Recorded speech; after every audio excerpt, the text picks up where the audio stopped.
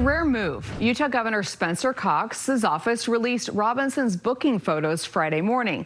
KSL investigator Daniela Rivera joins us from the newsroom to explain why that's raised questions about how this case is being handled compared to others and transparency. Daniela? Well, that's right. It is highly unusual for Robinson's mugshot to have been released because Utah's legislature and Governor Cox moved to make booking photos protected records a few years ago.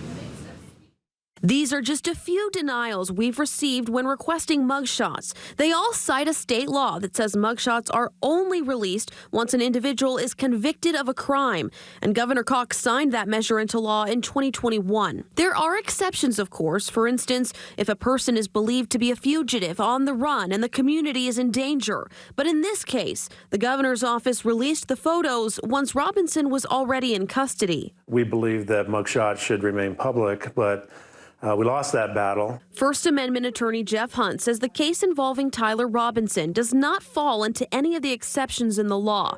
But Utah's public records law, known as GRAMA, still has a balancing test, which allows the government to release a protected record if the public's interest in disclosure outweighs the interests in non-disclosure. And that's the explanation offered by a spokesperson for Governor Cox today, who wrote in part, GRAMA's balancing test allowed us to publicly release it. Somewhere along the line, the governor or the sheriff made a determination that there was something different about this case that justified release of the mugshot, even though the individual that's been arrested has not been convicted yet. It's a rare step we've not seen taken, even in other recent high-profile killings, including the fatal shootings of 2 Tremonton police officers last month. And I would imagine that the difference in this case was essentially the fact it's an enormously high-profile case.